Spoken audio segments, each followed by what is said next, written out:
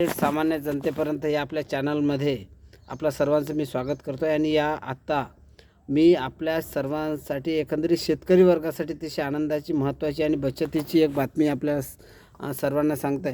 तर ती बातमी अशी आहे की शेतकऱ्यांनी पेरणी करताना सोयाबीनची जेव्हा आपण पेरणी करतो, या खरीप हंगामात आपण पेरणी कराल तेव्हा घरच्याच सोयाबीन बियाणांचा वापर करावा।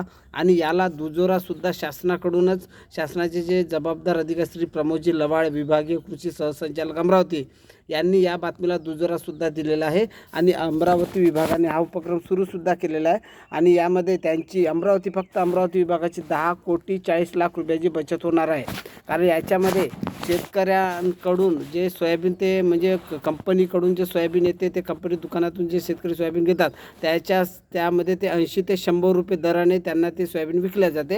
आणि यामध्ये शेतकऱ्यांची खूप प्रचंड प्रमाणात लूट होत आहे। म्हणून विभागीय कृषी सहसंचालकांनी हे सांगितलेलं आहे की त्यांनी घरच्या सोयाबीनचा वापर करावा, परंतु पेरणीपूर्वी बीज प्रक्रिया व उगवण क्षमता तपासणीसुद्धा महत्त्वाची आहे। करिता सर्व शेतकऱ्यांनी याची दखल घ्यावी आणि घरच्या सोयाबीन बियाणांचा वापर करत असताना त्याची बीज प्रक्रिया व उगवण क्षमता तपासूनच ते करावी। आणि याचा खूप फायदा होणार आहे आणि शेतकऱ्यांची जास्तीत जास्त बचतही होणार आहे। करिता ही सर्वांसाठी आणि या सर्वांनी या गोष्टीची दखल घ्यावी।